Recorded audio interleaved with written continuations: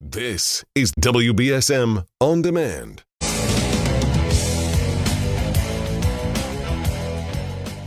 Good morning. Good morning. Again, I want to thank Leo Choquette, Ward 1 City Councilor. Seems to be getting a lot done up there. And he's not afraid to pull punches. He doesn't pull any punches, I guess, is the way to put it. He's diplomatic, but I think we got a lot of honesty there from Leo, and I appreciate that. We're now joined, for a lot more honesty, by my friend and yours, the retired. It feels good to say that, Kevin. The retired former lieutenant on the Fairhaven Police Department, Kevin Kobza. Congratulations on your retirement. Chris, thank you very much. I really, really appreciate that, and I appreciate being on the show. We used to have you in a lot, talk about the gun, how to get a gun license. Absolutely. I enjoed it very much. You still know how to do that? I still do. It hasn't been that long. I've only been out 2 months. What is it like spending a lifetime? And I know you're just decompressing now, but you started on the Border Patrol. Actually, it was U.S. Customs. U.S. Customs. On the southwest border.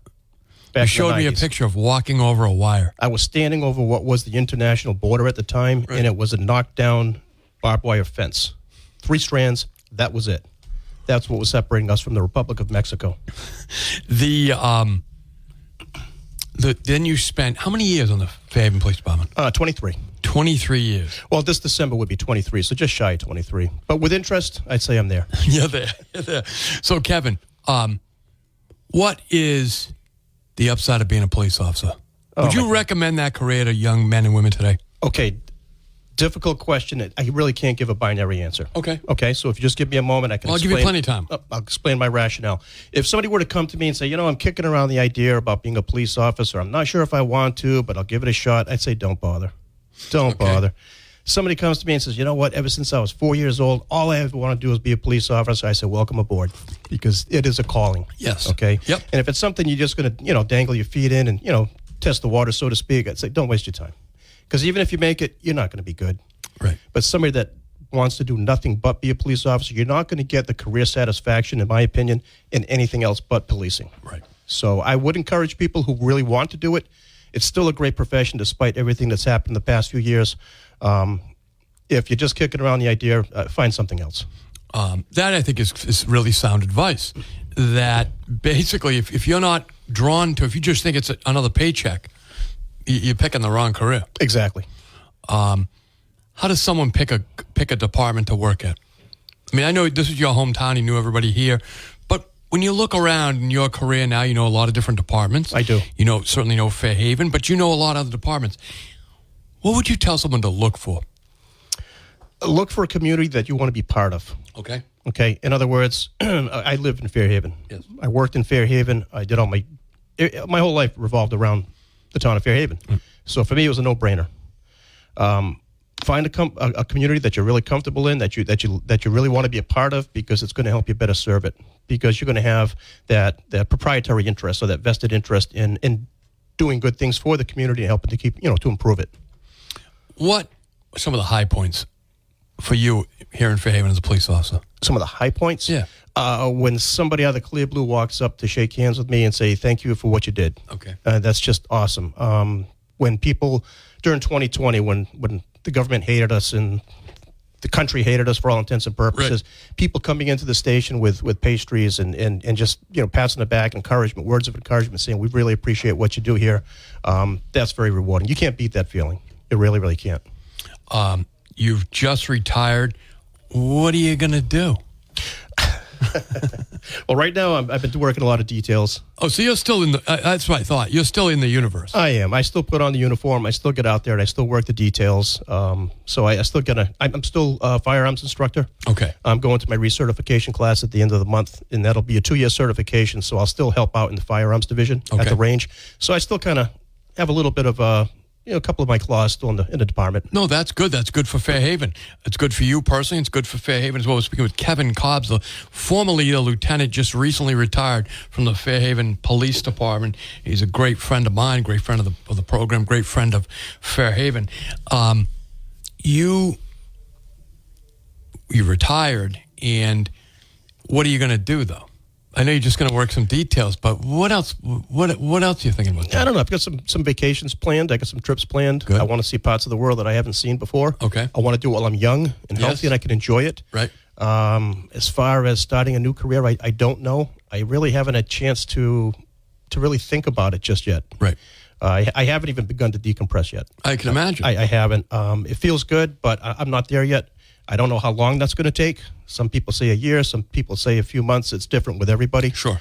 So, and in the meantime, I'm just going to work details and see where life takes me. Do you have to go back? Because I'm learning about this post commission and all these police alleged reforms. They hardly were. What does that mean for you as a retired guy who's still doing details and working with the department? What do you have to maintain? I still have to complete my annual in-service, just like every full-time officer. Okay. I have to qualify with my firearm and stay certified in CPR.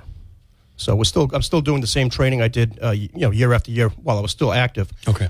Still active duty, and I have to maintain that training and those certifications annually. The election is coming up.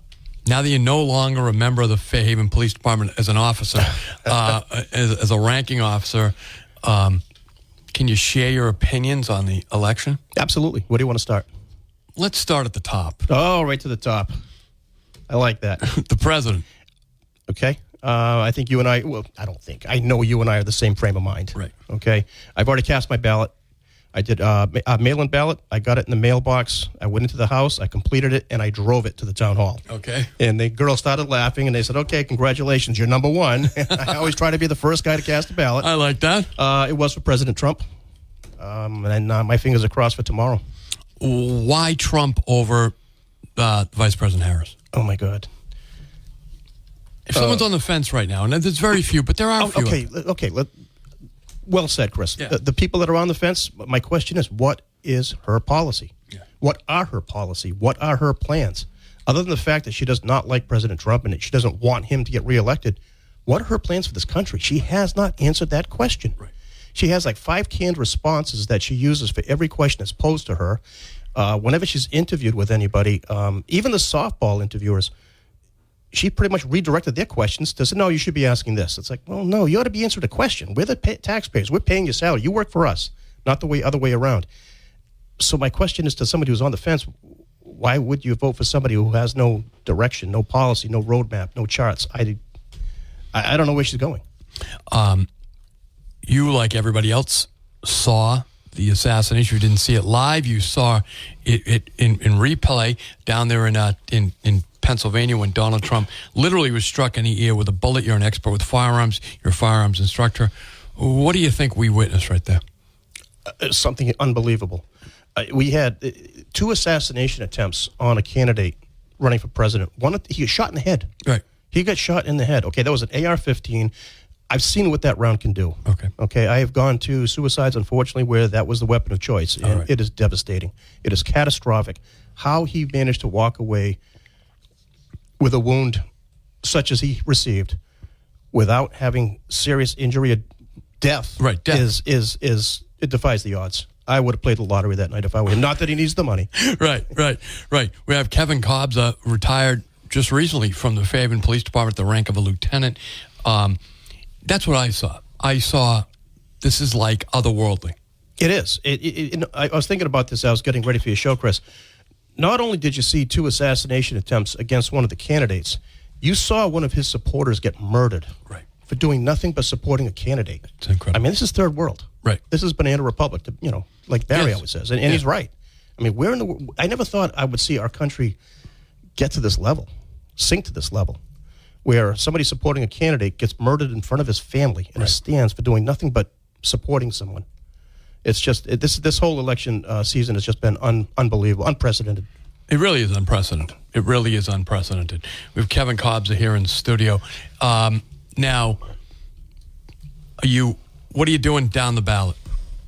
You want to talk about questions? Sure. Okay, question 1, I'm definitely a yes. I mean, and the fact that the legislature is even blocking this is just right. That speaks volumes.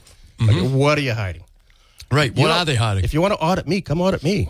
Please, you balance my checkbook. I'll be more accurate when you're done. I have no problem. I've got nothing to hide. What do they have to hide? So I'm absolutely yes on question 1. Yes on question 1. That's auditing the legislature, folks. Question 2 is? Question 2 is removing the MCAS. Oh, yeah. Okay, that I spoke with my dad, who's a retired educator. Yes, In fact, your dad was his first boss. Yeah.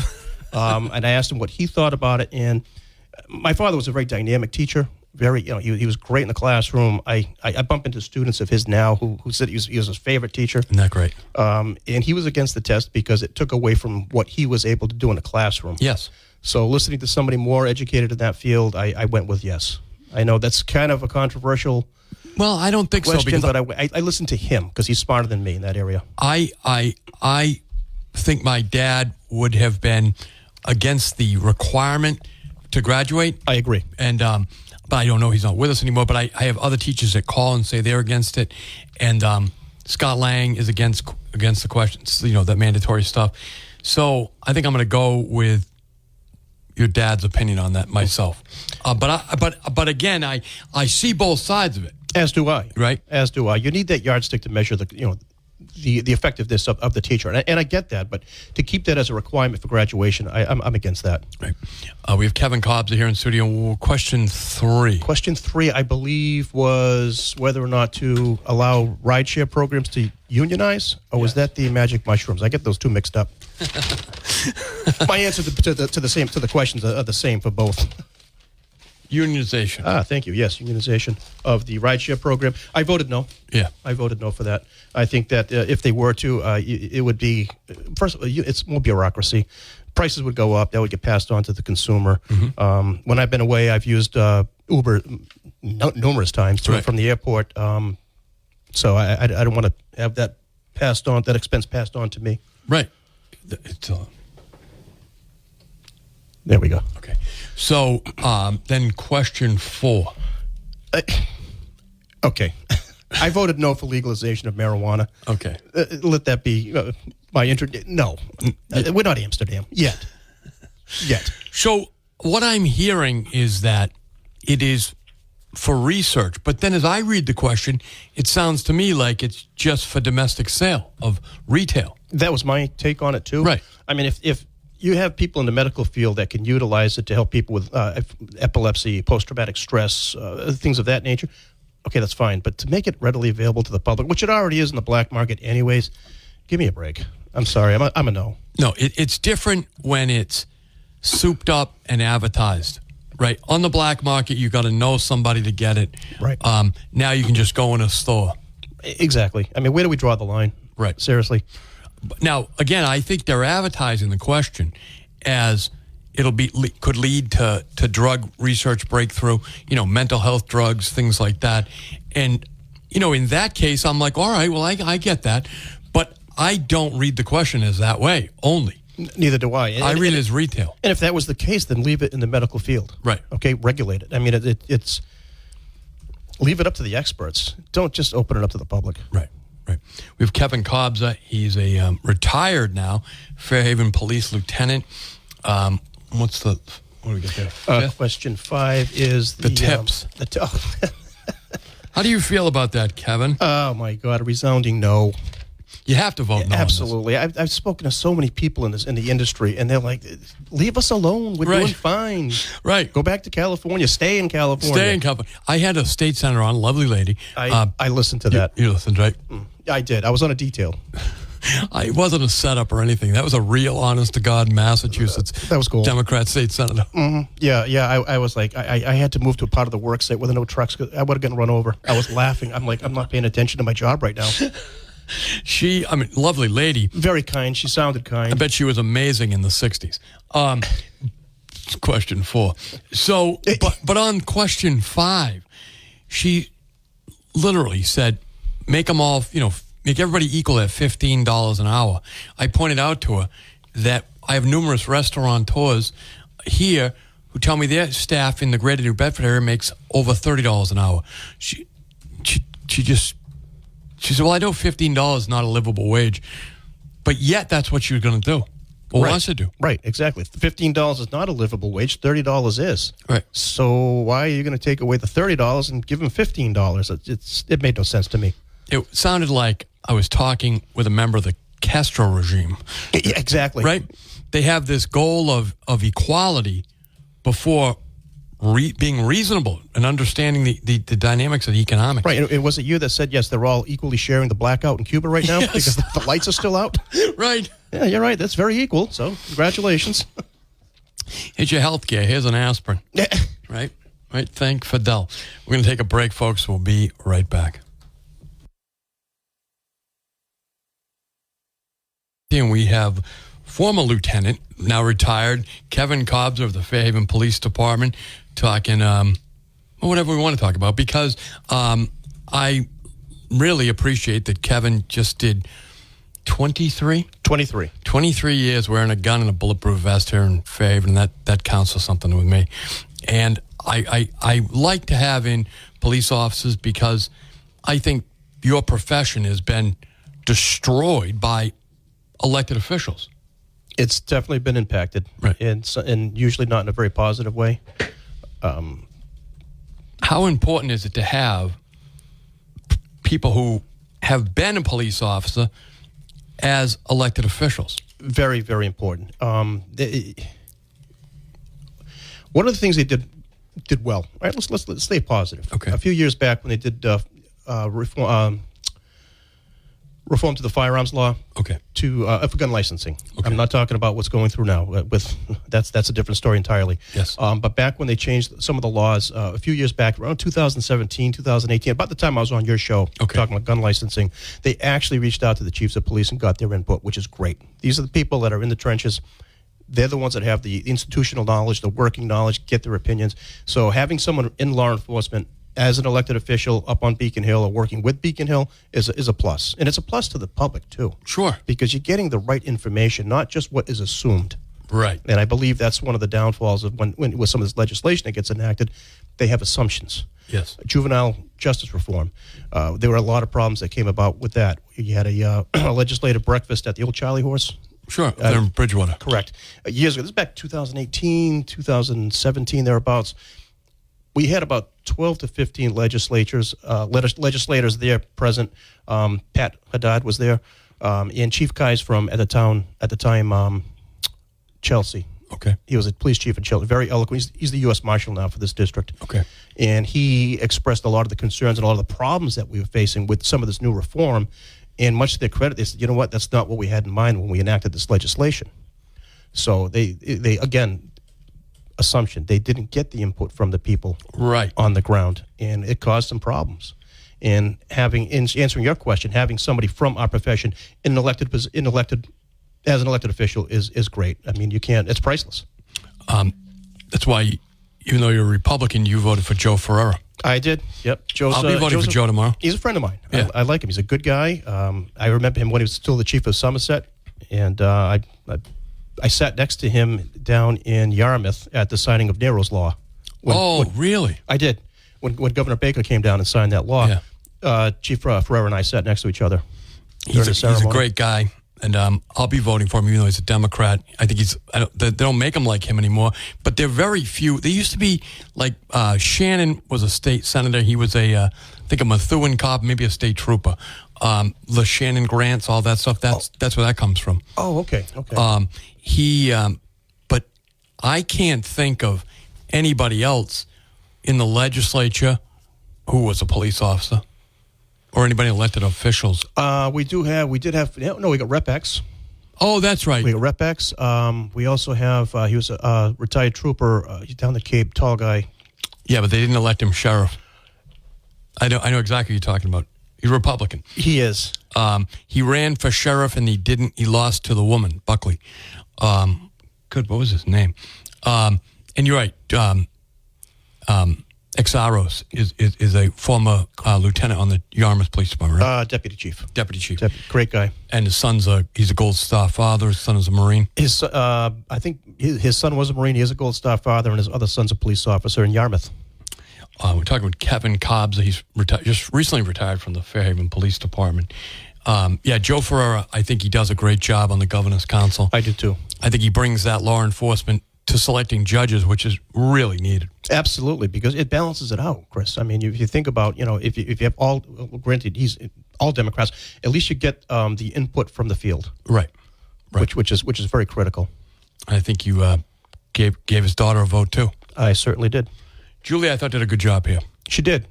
I listened to her. She did a great job. I did vote for her. I don't know her, but I know Joe. Right. Exactly. I was kidding with him. Not kidding, I guess. But I asked him, it's the first time I've ever had, and I think it's the first time I've ever heard of a father and daughter on the same ballot in the same year. It's the first for me. And I've been voting I've never missed an election since I was 18 years old. And I'm proud to say that. Yes, I think you should be proud. I'm no longer 18. I'm older than that now. I'm 55, I'll say it. I'm not ashamed. And it's the first time in my voting experience that I've seen that. Father and daughter. And I was kidding about who's going to top the ticket. Yeah, we'll see. Who will get more votes? We'll find out soon. Because he's got a little bigger area, a lot bigger actually than she does. She just has Bristol County, and he's got almost all of Bristol County plus the Cape, Plymouth. He's got a big area. Big area. But I do think it's important to have police officers in the government making roles, the law making roles. Exactly. I mean, that's what a legislator is. They're the law makers. Right. So maybe you might want to have some input from law enforcement who are going to be enforcing your laws and say, this is going to work, this is not going to work, this is a good idea. This one you may want to take back to the drawing board. Talk about, without obviously names, you know what to do here, juvenile justice reform, the problems with it, how kids feel about when they meet with the police. Some of these real troublemakers that now are over here. We had the gun incident, the shooting at the church festival in Fairhaven. Well, not just here, Chris. I mean, Orlando, downtown Orlando, on Halloween they had a shooting. Two people died, 6 people injured. The suspect they have in custody is 17 years old. So it's nationwide. Right. And I think a lot of these organized crime, gangs. Yeah. Okay, they're organized. It's organized crime. Yes. They're taking advantage of, I think, some of these laws. Not that they're really law-abiding, but they're using underage kids in the commission of these crimes because, really, I'm not going to say nothing happens to them. By the time something happens, it's something egregious where this is irreversible, right? And you're going to pay the price, as opposed to just some of the nickel dimes. Okay, maybe they rolled somebody on the street or robbed a store, but when it gets up to the point where they're firing shots at someone, I mean, the victim gets shot 3 times. Okay, 3 times, and survived, thank God, miraculously. I don't know. I think the suspect might have been 17. That's still under investigation, so I'm really not going to delve into it too much. Sure. But the age bracket's there, and you're 100% right. What are the not all these parents, certainly not Mr. and Mrs. Kobza, had you ever been in this situation. Oh, my God. But there's a reason you weren't, though, right? What is the reaction of some of these parents that are out there? Because the chief of police from New Bedford told me that a lot of these people say, we don't talk to the cops. We'll handle it ourselves. No, they don't. They don't. I was we had an incident this past summer. We took a juvenile into custody. I don't know if there was a firearm involved in that one or not, but it was a pretty serious case, and he was held. I think he was 16 or 17 years old. I was a court liaison officer for 15 years, so I was down in juvenile court, and I was signing some paperwork in that case, and I started talking to one of the probation officers, a juvenile probation officer, and in this particular case, I felt bad for the mom. Okay. Single mother, working large amounts of hours just to try to make ends meet, just to try to get by, not home, not being able to be home to help raise her kids, sure. Trying to do the right thing, trying to keep them on the straight and narrow, no friends after schools. He was like, yeah, I'm not listening to you. He basically laughed in her face. I mean, he was probably abusive towards his mother as a 17-year-old, but here she is trying to do the right thing, and it was just out of her control. And so you get both sides of the spectrum. You do, right? You know what I mean? In this particular case, you did have a mother genuinely cares about how she's raising her child, but at that point, the streets got a hold of him, and it was pointless. It was ineffective, to say the least. It is an absolute miracle. And I shouldn't say miracle. Maybe it's a subject of discipline and training that we haven't had more juveniles killed by the police. When you see the rate of guns that are around, the police are taking off the street all the time, off of men under the age of 21 who are they're not juveniles anymore. Like I know the system would like to treat them that way, but they have loaded guns and they're driving around in cars, shooting them. It's unbelievable. Well, they just had somebody shooting an AR-15 Right. in the city of New Bedford. I mean, that's like downtown Beirut. Right. It really is. And that is no dig on New Bedford. And if the mayor's listening, I don't mean that as a disparaging remark, but when's the last time you heard of that? Right. I mean, that's pretty devastating. It really is. It's scary. It is. Because, as you know, Kevin, those bullets travel. Oh, they do. At high velocity. Yes. In excess of 1,400 feet per second. 508-9960. Good morning. Thanks for holding. Good morning, Chris. How you doing? Doing well. How are you? I'm doing well also. I just wanted to wish Kevin Kobza happy retirement. I just heard he was retired. That's awesome. No, thank you very much. I really appreciate that. Yes, I haven't seen you in a number of years. I used to run into you all the time in Fairhaven, and you never changed from patrolman on up. Always a perfect gentleman. Oh, thank you very much. I really appreciate that. I used to see you all the time at a facility called Jerry's. And that's how I got to meet you at that fine establishment. Oh, God, I miss those days. With his son. You worked with his son also. Absolutely. Very good friend of mine. He's a very good friend. Yeah. We used to handle security for Jerry. So gotcha. That's well, I appreciate the call. Thanks so much. Yes. I'm very, very happy that you are enjoying retirement. And again, always a perfect gentleman. Always. All right. Thank you, sir. Thank you, my friend. I really appreciate that. You as well. Hey, thanks for the call. Appreciate it. Don't be a stranger. 508-9960. We have Kevin Kobza here. He just finished up his career on the police department, but he's a really young guy. Thank you.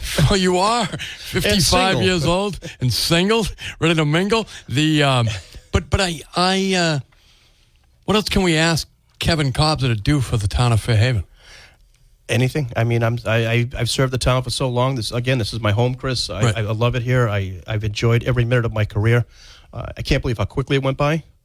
It's been a pleasure, an honor, and just having the opportunity to do what I did for 23 years is God's blessing. It really is.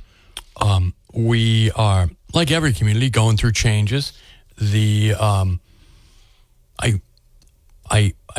going to ask you to weigh in on any of the recent political stuff that's gone on in the town. I don't think that would be fair, and you just wouldn't answer anyway. So I wouldn't get anywhere. Thank you. It. But the national climate, Kevin, as you said, you voted for Donald Trump. I'm going to vote for Donald Trump. But can we do better? In other words, can the climate get better? Well, what do you hope for? The result. You want Trump to win, but talk about how the Democrats, if they're the losers, or Donald Trump and the Republicans, if they're the losers, should act. You know, Chris, the best way I could put that is, you and I are about the same age. You're younger than I am. Yeah. Remember September 12th? Yep. And the days that followed, and the weeks that followed. This country came together so amazingly. I mean, everybody was united.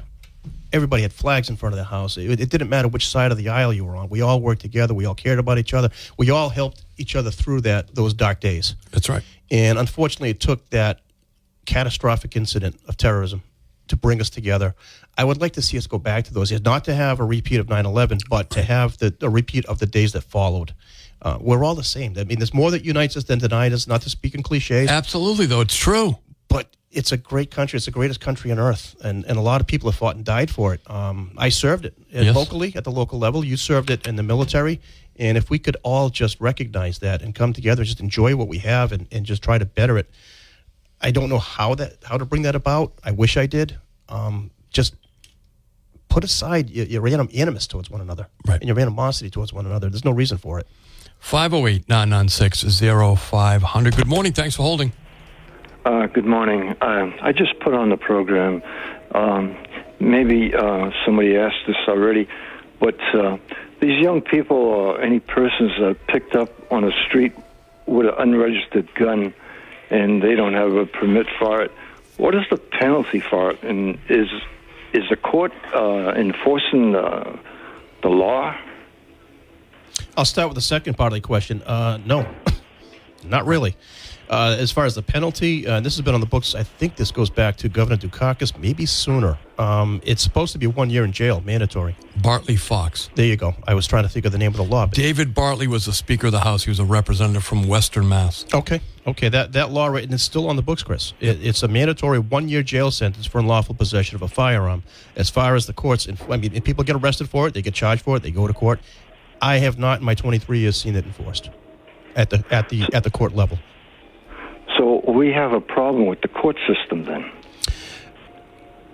I would say enforce the laws we have on the books, and you can start having some better results. So I'm not going to say that we have a problem in the court system. I'm not going to go down that road, but I haven't, in answering your question, I have not seen that enforced at the court level. Well, it's the judges then who are letting these not enforcing the law, and they should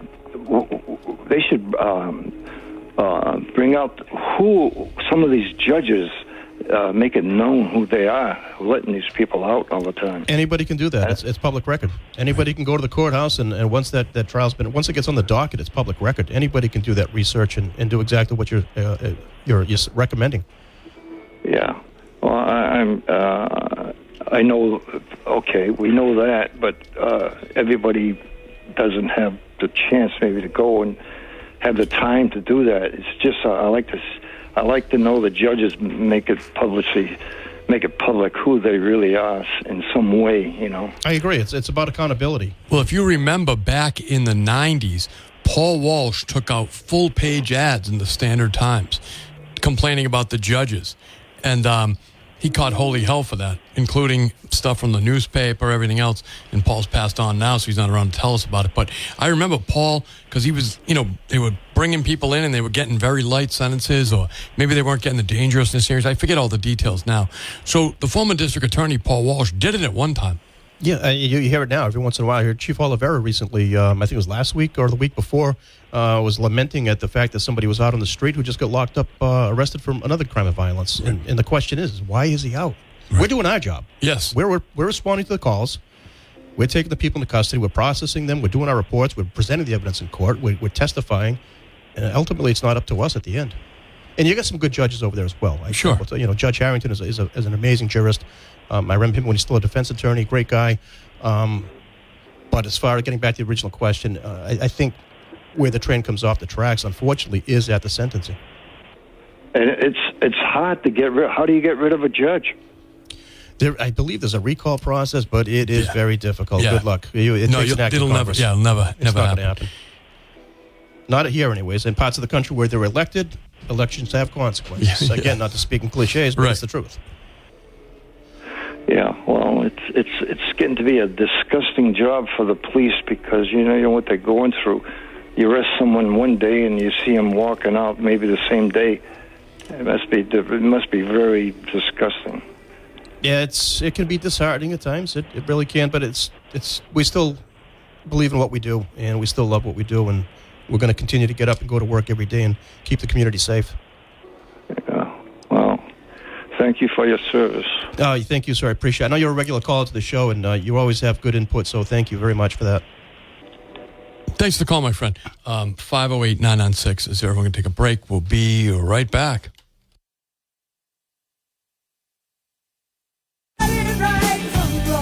Welcome back to the program. I'm Chris McCarthy. Folks, Carter's Clothing and Footwear. They've been in business since 1947, 77 years as of this year. I noticed the Providence Place Mall is going out of business, but yet Carter's is here, right? The Taunton Mall is gone, right? So if you ever bought something there and you wanted to return it or had a question about it, they're all gone. They're gone, but not Carter's Clothing and Footwear. They've been around since my grandfather had a business downtown New Bedford near Carter's. So Carter's Clothing and Footwear, they carry the largest selection of top-name brands offered at prices that can't be beat. Brands like Carhartt and Chippewa, Timberland, Levi's, Dickies, Under Armour, Champion, and more. They also offer over 75 different styles of work boots: steel toe, non-steel toe, insulated, uninsulated, waterproof, water-resistant boots, medium, all the way to wide sizes. The wide variety of clothing from head to toe, including socks, hats, gloves, thermal underwear, outerwear, work pants, jean work shirts, Flannel-lined pants, those are my favorite. You can do a lot for a long time outside with flannel-lined pants.